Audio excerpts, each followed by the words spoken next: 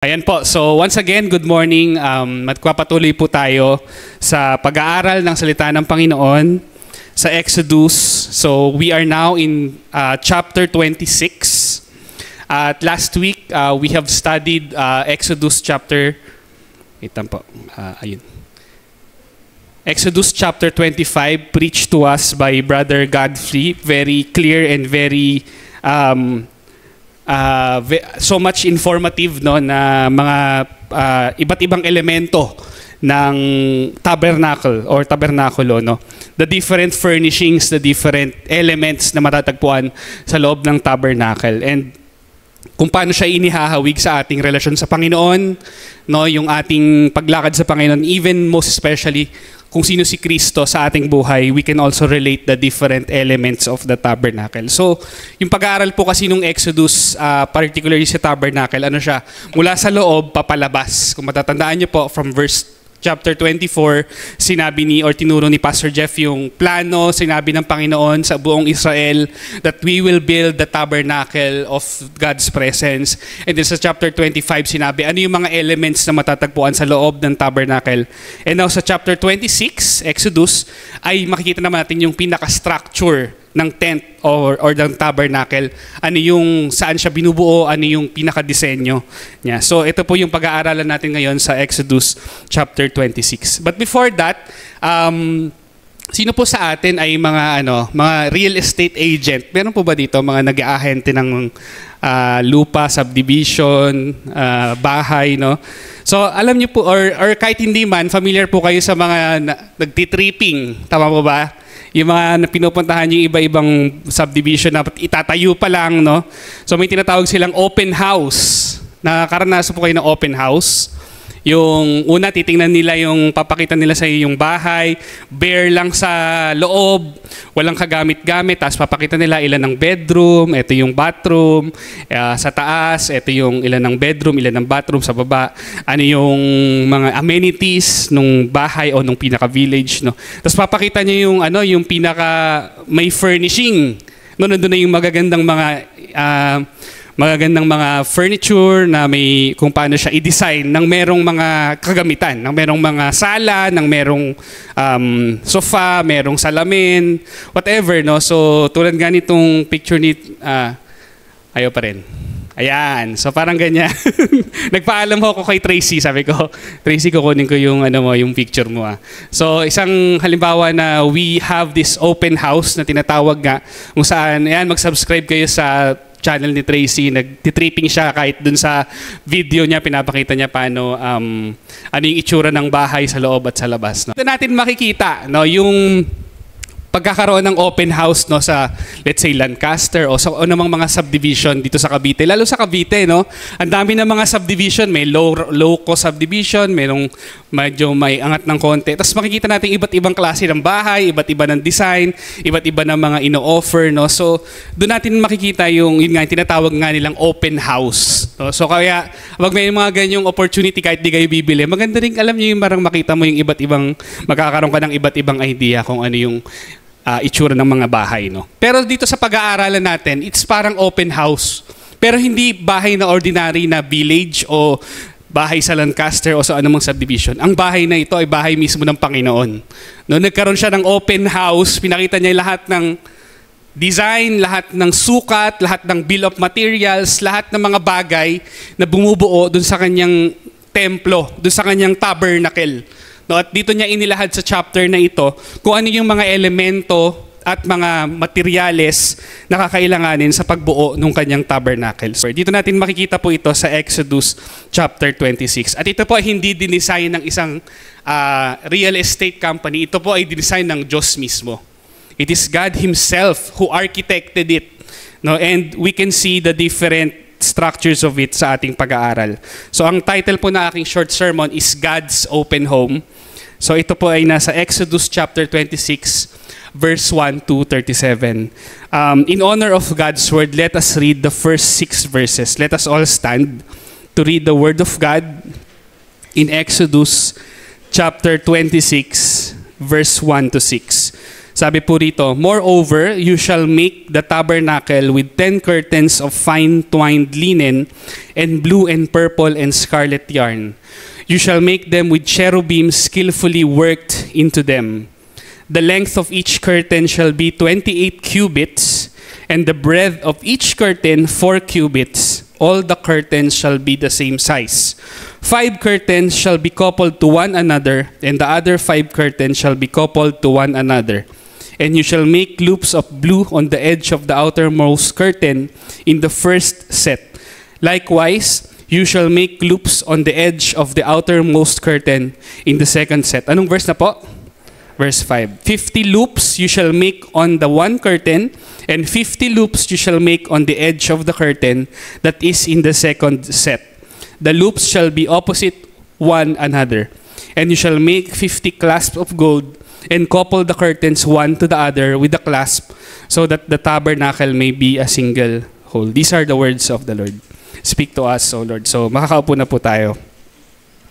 So makita natin po dun sa ating binasa yung very, very detailed na disenyo sa loob ng tabernacle. Yung curtain, yung ilang loop, ilang patong, lahat po yun ay makikita po natin. So yung first point po natin ngayon is the detailed home, no? A detailed home.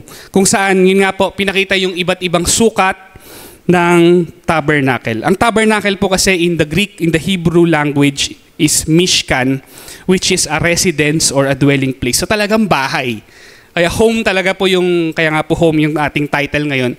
Kasi talagang ito'y bahay, pero ito hindi bahay ng tao, kundi bahay ng presensya ng Panginoon. No, for the very first time, gumawa siya ng isang structure na para sa kanyang presensya. In Exodus 3, makikita natin that God revealed Himself through a burning bush. Isang puno na nasusunog pero hindi nasusunog. Alam niyo, nasusunog pero hindi natutupok. And in Exodus chapter 19, God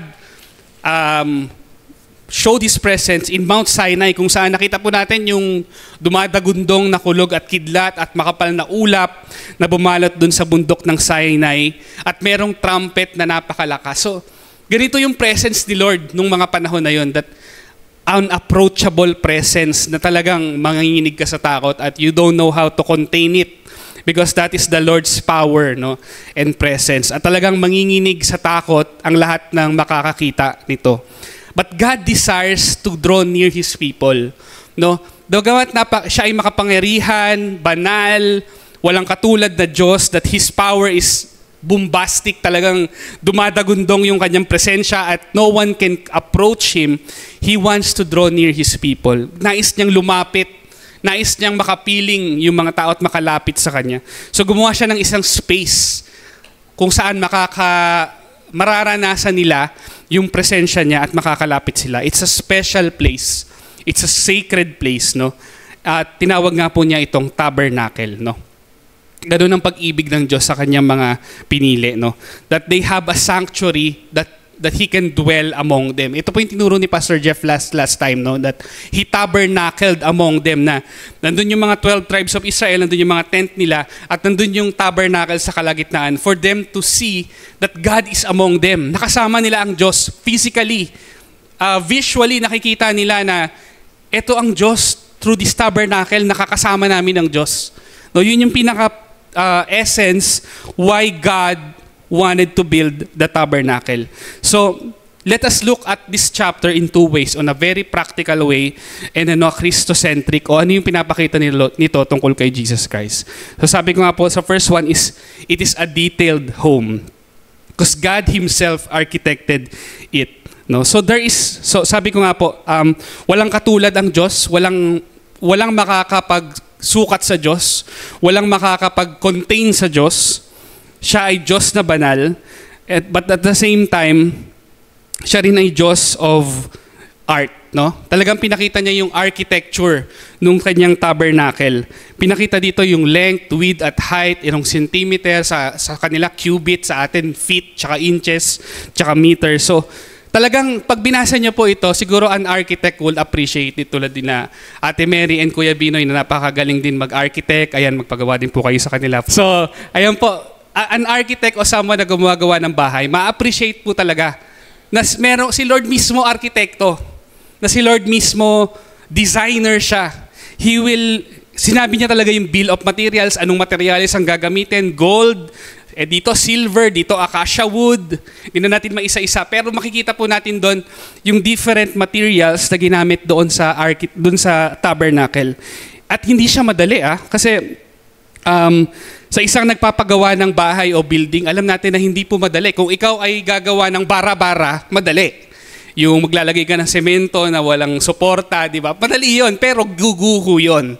Pero kung ikaw ay isang matalinong tao na gusto mo merong planong maganda yung bahay mo, hindi ka basta-basta lang magtatayo, gusto mo yung bahay na matibay, maganda, at matitirhan ng habang panahon, a-architect mo yung bahay. Lalagyan mo ng design yung bahay, lalagyan mo ng tamang pagpaplano yung bahay. And kung ang Diyos mismo, no, ay kung yung tao gumawa ng isang magandang bahay o magandang building or magandang structure, how much more yung Diyos, no? Na siya mismo is the grand architect. Siya ay the grand master architect of everything na nakikita natin sa mundong ito. So, this is God, the great architect na makikita natin. And makikita po natin sa Exodus chapter 26 pa rin, verse 30. So, sinabi dito, then you shall erect the tabernacle according to the plan for it that you were shown on the mountain. Nung nabasa ko to, sabi ko, pinakita ni Lord kay Moses yung plano. Na-imagine ko, ano yun, parang may 3D, tapos Moses, tabernacle, umiikot, ginaganon siguro, ini-scroll left and right. Tapos zoom in mo dyan. Meron dyan, gawa sa ginto.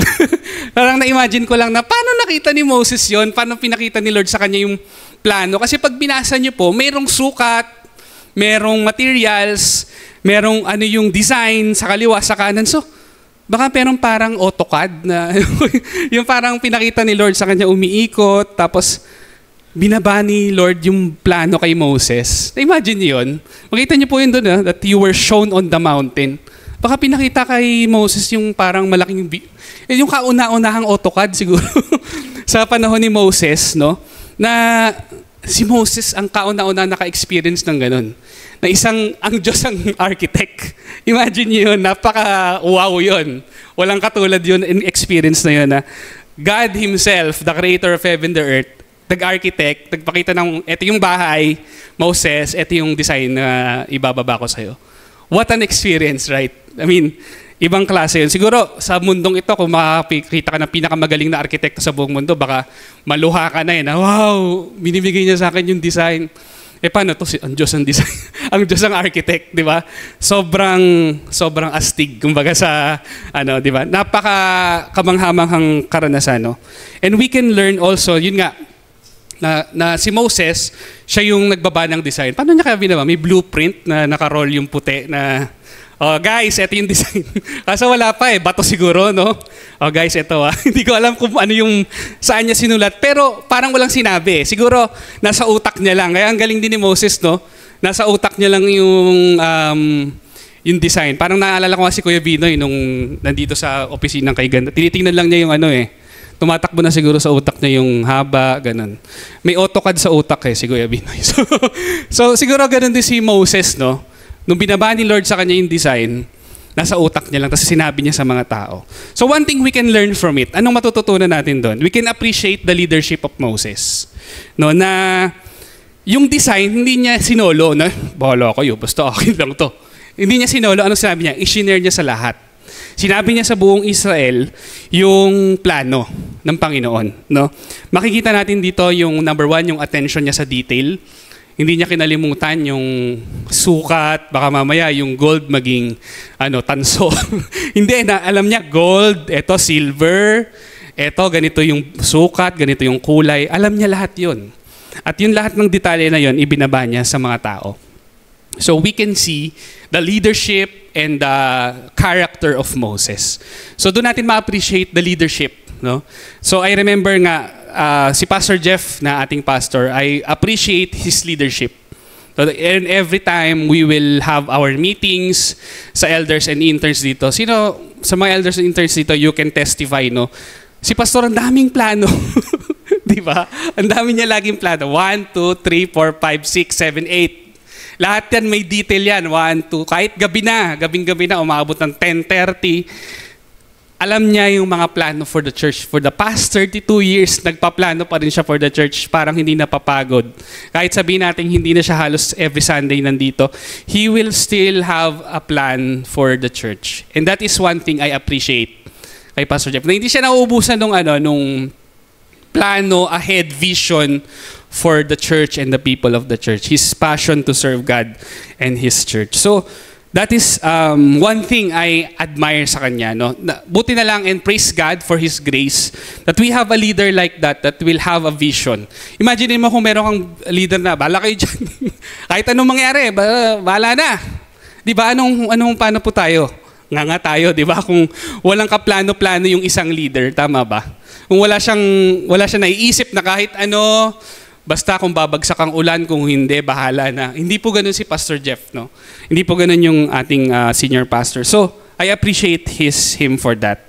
And also, makikita po natin if we will come back again to Exodus. Sabi rin po dito sa Exodus chapter 26 pa rin. Sabi doon, "You shall make the tabernacle with 10 curtains of fine-twined linen, and blue and purple and scarlet yarn. You shall make them with cherubim skillfully worked into them." No? Pero pag nakita po natin yung pinakaloob ng tabernacle, ang dami pong design ng anghel. Kasi sa labas, it's a design na ordinary lang. Pero sa loob talagang mga cherubim. Mga anghel na tinahe. Again, ito again yung first time na magkaroon ng ganitong design. Never ever in their history na nakagawa sila ng ganitong design. So we can see, from Moses, ibinaba niya yung design sa mga tao. And that's why na-i-design ito. Kaya makikita po natin doon sa picture, no? Tulong-tulong yung mga tao. We can imagine them helping each other. And even in verse 31, sabi doon, skillfully work into it. May skill doon sa kanilang ginawa. Sabihin po natin, skill. Skillfully work into it.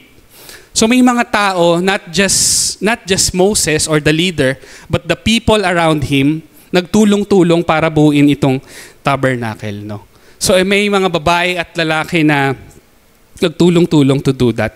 Sabi po sa Jewish tradition, 83 women, ito po wala po sa Bible, sa Jewish history na lang po ito.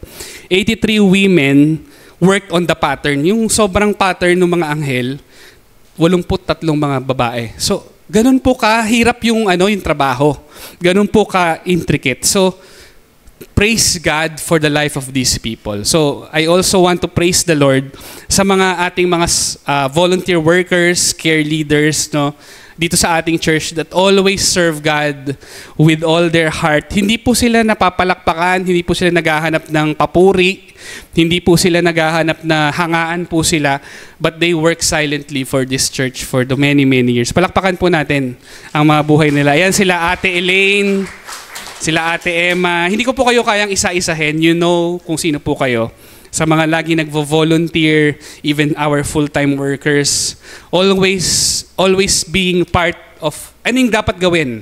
Nandun sila to lend their time, to lend their heart, to lend their effort para po sa gawain ng Panginoon. And kung wala po kayo, wala po eh. No, it will not be happening. But praise God sa inyong mga buhay na kahit po kayo ay on the side. Hindi po kayo pumatayo dito para makita ng mga tao. God knows your heart. And you always, yung lagi niyo pong paglilingkod sa mga usher po natin, yan sila Ate Tere, no? Si Nanay Dab. Sa lahat po ng mga ating mga marshal and si Kuya Kaloy, nakita ko siya. Nako, si Kuya Kaloy, grabe yan. Ano yan valet parking. Ako na yung kotse mo, ako magpa-park. Di ba yung mga tao na so always humbly serving. Yung nasa sound booth, no, na si Enzo, tinetrain ngayon na maging sa sound booth. Sa lahat po kayo, hindi ko na po kayang isa-isahin, but God knows, no? Kayo po yung mga tahimik lang, parang si Mark, tahimik lang, no? Tahimik lang na nagtatrabaho, naglilingkod, hindi kailangang palakpakan, but God knows your life, no? And I praise the Lord sa mga buhay ninyo. Kasi tulad po ng nangyari po dito sa Tabernacle, there are people, no, na week after week naglilingkod para sa atin. So let's continue to praise God sa buhay nila and continue to pray for them. Kahit mismo sila may pinagdadaanan, Sila mismo may mga problema din, may mga struggle din naman. Tulad natin, wala namang makakalusot doon. But they continue to serve God, no, in their humble way. So, salamat po sa mga buhay ninyo. So, para po lahat ito sa gawain ng Panginoon. So, lahat po ng ito, ng detalye ng tabernacle was made by people who serve God, and they are also anointed, no? Ano ba ibig sabihin ng, sabi kasi minsan, pag anointed, preacher lang eh. Ang anointing nasa preacher at pastor lang. Ano ba ibig sabihin ng anointing? To do the work of God skillfully, excellently, through the Spirit of God. So, kahit ikaw ay isang usher, kahit ikaw ay isang nasa likod, sound booth, kahit ikaw ay isang marshal, if you do it in the Spirit of God excellently, you are anointed. No, binigyan ka ng Lord ng anointing to do what needs to be done. No, kasi isipin niyo po yung mga, balikan natin yung design. Gaano sila ka-anointed at ka-skillful na nakagawa sila ng isang design na never pa nagawa sa buong history. Nakagawa sila ng anghel na never pa nilang na-imagine at nakita, pero sinabi sa kanila ni Moses at nagawa nila. Gaano po kagaling yun? Tama ba? Na-imagine niyo po ba? If they are not anointed by God themselves, kahit simpleng tao sila na hindi sila behind the scenes sila, pero nagawa nila yung ganong disenyo, the anointing of God was with them also. Amen po ba? So, praise God, and you guys, everyone who serves in the ministry in your small way, the Lord has anointed you to do His work. No, kasi kung wala yung Spirit of God and grace of God sa atin, we cannot do it. But praise be to God, binigyan niya tayo ng grace to do what can be done para sa kanyang kaluwalhatian. So that's first, a detailed home. Second point is a humble home. A humble home. So tulad po ng sinabi ko kanina, yung tabernacle po, it's very ordinary. No, yung ginamit po na materyales diyan, goat skin. No, yung goat skin, yun po yung skin ng goat. Yung goat skin, yun po yung material na ginagamit ng mga nomads, yung mga wala, nung panahon nila, ng mga tent ng mga nomads. Yung mga ordinaryong Israelites na, kasi during this time, nomad sila eh. Diba nomads means pagala-gala, walang sariling territory. So nung time na yon, sila ay mga wandering in the wilderness at ang kanilang mga tent ay gawa sa goat skin. At yung tent mismo ay gawa rin sa goat skin. So it's the same. Kaya nga God dwelled among us eh. Kung ano kayo, yun din ako. Parang ganun sinasabi ni Lord dito eh. Hindi ako magiging separate sa inyo. I am part of you. God tabernacled with them eh. God dwelled among them. And so even the materials on the outside, yun din yung ginamit para dun sa tabernacle. No? So makikita natin dito yung humility. That it is the humility of God. He humbled Himself, no? Upang maging kasama ng mga tao. Pero wag nating din iismulin yung goat skin. Kasi yung ginamit po dito rin, it is a very strong fiber na has two purposes. Kapag po mainit, ito pong goat skin na to is, it loosens, lumuluwag siya para pumasok yung hangin. So para may ventilation. Pag mainit, na lumuluwag siya. Kapag naman sobrang malakas ang ulan, sumisikip naman siya to repel the rain, to protect what's inside. Grabe, ang galing, no? Akala mo ganun lang yun, goat skin, ay balat ng kambing. Pero sa init at sa lamig at sa ulan, it will protect you. It will serve its purpose for you. No? So, God specially picked this material to protect the important elements in the tent. Alam natin ano yung nasa loob ng tent? Merong gapi. Kalimutan ko. Yung lampstand, yung Ark of the Covenant, yung Bread of Presence, tama ba? So lahat ng mga important elements na gawa sa ginto, no? Pure gold, no? Nasa loob ng tent. And God wanted it to be protected. So gumawa siya ng goat skin that will protect it from the rain and from the heat, no? So God is very mindful of what is the situation, no? God wanted to protect them from the desert, from everything else na pwede nilang kaharapin. So, ano po yung makikita natin dito? God understands our circumstances, no? Naiintindihan ng Diyos yung ating pinagdadaanan, kung dumadaan tayo sa parang disyerto ng buhay natin, God will sustain us. God knows that. Diba? God understands, tulad nung goat skin that will protect them from the rain and from heat. God knows kung ano yung pagdadaan. Hindi sinabi ni Lord na, ay, ayaw kong masaktan yung anak ko. Sige, aalisin ko na lang yung desert. Gagawin kong maganda. Ganun ba ginawa ni Lord? Hindi, nanatili sila sa disyerto. Lumakad sila, namuhay sila sa desert. But God did not change the environment. But God protected them. God was with them. So, padadaanin tayo ng Diyos sa mga bagay na ito, but rest assured, He is with us. Amen? That He will be with us. That is our great high priest, tulad na kinanta natin kanina, that He can sympathize with our weakness. Kaya po sabi sa Hebrews 4:15, for we do not have a high priest who is unable to sympathize with our weaknesses, but one who in every respect has been tempted just as we are, yet without sin. Sabihin po natin, just as we are. Just as we are. Tulad din po natin. Dumaan din siya. Sinasabi mo na, hindi ako naiintindihan ni Lord sa situation ko, hindi niya alam. Just as we are, lamuhay din si Lord. Tulad natin, ordinaryong tao, Christ became like us, experience hardships, challenges, temptation. He was tempted in every way. Sabi dito, He was tempted but He did not sin. Yun yung kagkakaiba niya. Hindi po siya nagkasala. He obeyed the will of the Father. So, dito natin makita that God can sympathize with our weakness. We can also see in the tabernacle, may tatlong kulay. Purple. Ayan po yung sinasabi ko sa inyo, yung nakaganon. Mga anghel po yan, nakikita niyo po ba? Napapansin niyo? Yung mga nakaganon. Design of angels yan. Kinuwento lang ni Moses yan. Napakagaling ng utak nila po, no? That they can imagine without, walang software, walang kahit anong tools. They just designed it, no? Based on what God said to them and design. So, dito natin makita yung tatlong color, purple, blue, and scarlet. Scarlet is red. No, purple means royalty. Hari. Purple, hari. Blue means heaven. Heaven, tumingin ka lang sa langit, kulay blue. Di ba? Heaven. And red means blood. So, dun pa lang sa color, Christ is already manifesting His truth, no?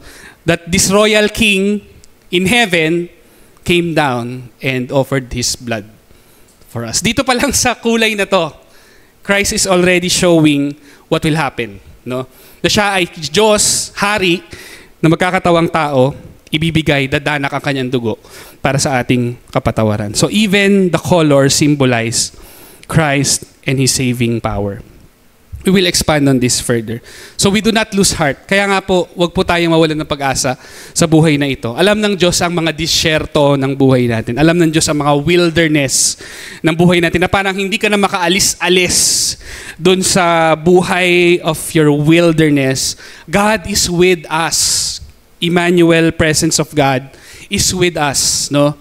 The Israelites took 40 years to wander in the desert, but anyway, nakarating sila sa pangakong lugar. Matagal man, pero nakarating sila. So is with us.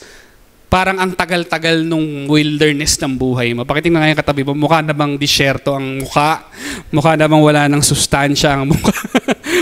Parang wilderness, no? But rest assured, God is with you. No, God is with us. He will never leave us. Huwag na po nating kalilimutan yan. Talagang, imagine niyo po ang Diyos, no? Hindi naman niya kailangan paggawin, pero ginawa niya ito para ipakita lang sa mga tao, I am with you. Etong tabernacle ko kasama niyo.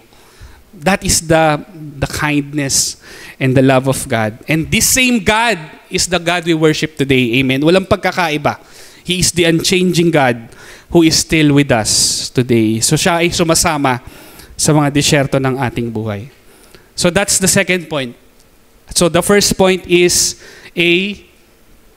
kalimutan niyo na. A detailed home. Second is a humble home. And third is a temporary home. No? So again, yung binuo nila is a tent. Hindi po structure. Although later on sa book of Kings, no, kay panahon ni David, they will form a temple kay Solomon, no. Pero dito, ito sa tent. It's something that is temporary. It's a mobile worship center. Talagang uso na pala dati yung mobile, di ba? Yung talagang everywhere, work from home, worship anywhere. Parang ganun, worship anywhere to. Lahat to, pwede nilang gawin kahit saan nila itayo yung worship center. So, until the Israelites reached the promised land, they were wandering in the desert. And they need to have a place of worship. Pero yung place of worship na to, hindi po ito permanente. It is only temporary. Because hindi naman sila titira sa desert forever. Hindi naman sila paiikutin ni Lord doon na ikot-ikot lang kayo dyan, hanggang madeds na kayo. Hindi eh. Meron silang tinatahak na promised land. And for now, temporarily, habang wala pa sila doon, while they wander in the desert, they will build this temporary place of worship called the tent of the tabernacle nga. So, everything here is temporary. Sabi nga ng 2 Corinthians 5 verse 1, "For we know that if the tent that is our earthly home is destroyed, we have a building from God, a house not made with hands, eternal in the heavens." So, praise God, na ang ating buhay daw dito ay parang tent lang. No, kahit gaano pa kaganda yung bahay mo, kahit gaano pa kaganda yung trabaho mo sa buong mundong ito, this world is only temporary. And we will never be permanent in this world. Sabi doon, kahit masira yan, yung tent na yan ang buhay natin dito, there is a house in heaven. Amen? That will never be destroyed. Hindi inaanay, hindi nabubukbok, hindi mo kailangang pumunta sa Mapicon at di ba, papatay mo yung mga anay. Hindi po masisira. Ano mang bagyo, walang makakasira nung eternal promise that is waiting for us in heaven. Amen po ba? And maganda man yung tabernacle, masasabi natin, napakaganda ng tabernacle, lalo sa loob, made of gold, ang ganda ng mga design ng angels. Ano nga kasi talaga siya, it was made parang heaven on earth. Kung ano yung nasa langit na maraming anghel, na lumalakad ka sa ginto, may mga gintong kagamitan, pinakita niya parang bang preview, parang 1 minute preview. Ito ang itsura ng langit. Pinakita niya doon sa loob ng tabernacle. There's angels, there's gold, no? Pero kahit gaano pa siya kaganda, it is temporary. No, it will never be as beautiful, not even 1.11 millimeter as beautiful as heaven. No, so it reminds us that our life on earth is temporary, no? We are home but we are not two at home. Ulitin ko ganun. We are home, but we are not two at home. Na hindi talaga ito yung bahay natin. Tulad nga nung tabernacle. May tabernacle, we can worship God, pero hindi to permanente. It's temporary. We will still worship forevermore in His promise, which is in heaven. So, maraming salamat sa Panginoon sa mga trabaho, sa mga bahay natin, sa mga blessing na pagpapala material. Wala pong masama doon, no? Na maghangad ka ng mga bagay na makakagaan ng buhay mo. Wala pong masama. Pero if we have forgotten that there is an eternal security waiting for us, doon na tayo nagkakamali. Nakala natin, eto na, okay na yung buhay ko. Blessing, I'm good. Okay na to. Wala nang, yun po yung naging problem ng mga mayayamang bansa na Kristiyano na they're so secured, nakalimutan nila na hindi pala ito yung bahay natin. That there is a heaven waiting for us. Unlike sa mga persecuted na bansa na naghihirap, but they are Christians, their faith are very strong. Kasi alam nila, this is not our home. There is a home waiting for us in the eternity. So, tulad po ng naalala ko yung isang kanta from si Laura Story. Yung pangalan ng kanta is Blessings.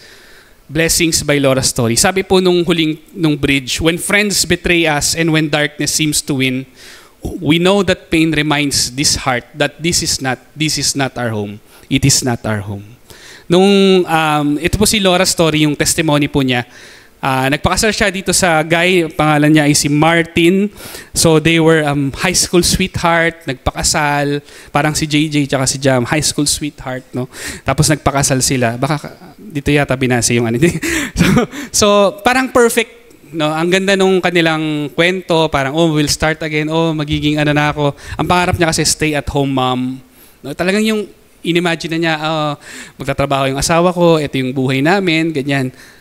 Tapos yung all of a sudden, yung kanyang asawa nagkaroon ng diagnosis, nagkaroon ng brain tumor. At yung brain tumor na yon nag-cause para siya ay mabulag, tapos magkaroon ng memory loss, short-term memory. So, bulag, tapos short-term memory. Paano po makakapagtrabaho yon? So, wala po. Baldado po ang kanyang asawa. And she became a caregiver para sa asawa niya na hindi nga siya naaalalang asawa siya. Gaano po kasakit yun? Hindi alam. Inaalagaan pero hindi na siya makilalang asawa for 5 years. So imagine niyo po kung gaano kahirap sa isang bagong kasal na nangarap na gusto lang naman niya magkaroon ng simple at magandang pamilya. Tapos ang sasalubong sa kanya, aalagaan niya pala yung baldado niyang asawa. And she was so broken, but she remembered that in all of these things, ito po yung sinabi, naalala niyang verse, in John 9, sabi dun sa kwento, Lord, sino ang may kasalanan kung bakit bulag yung tao? Kasi merong isang bulag na tao na gustong pagalingin siya ni Jesus. Sabi ng disciples kay Jesus, Lord, sino ang may kasalanan? Yung parents niya o siya? Di ba? Judgmental din. Alam, may kasalanan agad kahit kasi bulag. Lord, sino may kasalanan? Siya o yung parents niya kaya siya bulag? Di ba? Minsan kasi ganun tayo, no? Nagkasakit, may kasalanan kay Lord, pinaparusahan. Jump agad tayo dun no? Pero sabi ni Lord, hindi nagkasala yung kanyang magulang o siya, pero nangyari yun sa kanya upang mailarawan, ma-display ang kapangyarihan ng Diyos sa buhay niya. Wow. And true enough, that time, God healed the blind. Pinagaling niya tong taong bulag. And ito yung naalala ni Laura's story na it is all for the glory of God. Kung nangyari ito sa aking asawa, no, it is all to display the glory of God sa buhay ko. Amen po ba? So ganun, ginamit ng Lord. Napakapangit na sitwasyon. Bagong kasal ka, mangyayari yun sa'yo. But God wants to display His glory through the life of Laura's story. At yun nga pinaalala sa kanya ng Lord, hindi itong tunay na tahanan mo. This is not our home. There is an eternity waiting for us in heaven. So, in conclusion, sa akin pong pagtatapos, to go back to the tabernacle of the design of the tabernacle, we can see, yun nga po yung parallel, no? Next week, ituturo naman po sa atin yung outer court. Kaya nga sabi ko po, mula sa loob papalabas. So yung labas, ituturo naman po sa atin next week. So dito natin makikita yung parallel of Jesus, the way, the truth, and the life through this tabernacle, no? At dito rin natin makikita dun sa kwento natin yung veil that divides between the holy place and the most holy place, no? There is a veil that separates them, no? Between the holy place nga po and the most holy place. Para wala pong makasilip doon sa most holy place. Kasi ang makakasilip lang po doon is mga high priest at I think na sabi mo nga doon, nagtatali sila ng bell sa kanilang mga paa. Tapos para habang naglalakad sila doon sa most holy place, tumutunog yung bell para malalaman nung nasa labas, buhay pa. Tapos pag namatay dahil sa presence ni God o dahil siguro meron din siyang sin, no? Siguro, I'm not judging. Pero pag namatay yung tao na yung priest sa loob, hihilahin na lang ng tali ng lubid. Ganun kabanal yung presence, kaya kailangan karangan ng veil.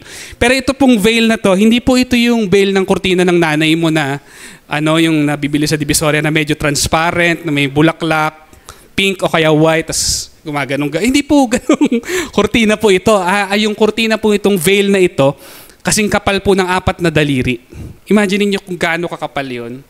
Tapos, binubuhat ng binubuhat po ng napakarami mga pagkabigat-bigat at 2 set ng mga ox pinagsama, tinaray na punitin, hindi humapunit-punit. Napakatibay nung veil. Ganong makapal, matibay na veil na humaharang. So hindi po nga po ito yung kurtina na, gumaganong-ganon.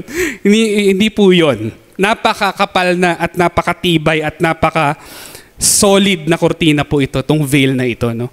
So, ito po yung humaharang between the holy place and the most holy place. Kaya nga po, This is what Christ has done for us. Siya ang pumasok. Siya yung inialay doon. Kaya sabi sa Hebrews 9 verse 12, He entered once for all into the holy places, not by means of the blood of goats and calves, but by means of His own blood, thus securing an eternal. So siya ang inalay doon sa most holy place. Kaya nga po sa Matthew chapter 27, sabi doon, and behold, the curtain of the temple. Nung namatay si Kristo, nung sumigaw siya ng, it is finished. Di ba siya na yung lamb na inalay, it is finished. Yung temple na punit from top to bottom. Imagine niyo po ulit, ganyan kakapal na kortina, na punit na parang papel. Imagine niyo po, dalawang koponan ng mga ox, hindi nila kayang punitin. Pinunit na parang papel. For us, para sabihin ng Lord, pasok na kayo. Pasok kayo sa presensya ko. Because it is already finished. Because God already sacrificed Himself. Jesus already sacrificed Himself for us to go to the presence of God. At hindi po ito napunit dahil sa lindol. Kasi sabi niyo iba, ay napunit kasi lumindol. Dito natin makikita, nauna yung mapunit bago lumindol. Sabi doon, it was torn into two from top to bottom and the earth shook. So, hindi siya napunit dahil lumindol. Napunit muna siya tapos lumindol. So, ganun katindi, may pumunit po. At si Lord po yung pumunit ng veil. He tore the veil para tayo ay makapasok sa kanyang presensya. When Jesus said, it is finished. Kaya nga po, we can enter the presence of God. Praise God. Sa kahit sino ka man, ano pa naman yung naging background mo sa buhay mo. Sa tingin mo, napakasama mo. Sa tingin mo, hindi ka makalapit sa presence ni God. You can enter because God already made the way. Sabi niya, pumasok ka sa presensya ko because I already sacrificed myself for your forgiveness. Kaya po, dito po ako magtatapos. Hebrews 10:19-20. Having therefore, brethren, boldness to enter into the holiest by the blood of Jesus, by a new and living way which He has consecrated for us through the veil, that is to His flesh. So, sinabi ng Panginoon sa atin, pumasok kayo sa aking presensya. Come, all you unfaithful, lahat kayo, you can now enter. Dati po, holy priest lang makakapasok. And the people of Israel lang po yung pwede. But now, God opened His grace and let anyone enter. No? In-offer niya ang kanyang kaligtasan sa mga taong lalapit sa Kanya. Kaya po lumapit tayo sa Panginoon. It is an invitation to come. Kung sa tingin mo, napalayo ka sa Kanyang presensya, napalayo ka sa Kanya, come all you unfaithful. He is the Lamb who was given and slain for our forgiveness. So let us all stand as the worship team leads us in a song to come to the Lord's presence, all of you who are unfaithful. Let's all pray. Lord, thank you that for this lesson, Lord, that we have learned through the tabernacle. Continue to speak to us, Lord, through this chapter of the Bible, Lord. Patuloy kang mangusap sa amin, Panginoon, sa iyong kaparaanan. Lord, salamat po, Panginoon. This is our prayer. In Jesus' name, amen.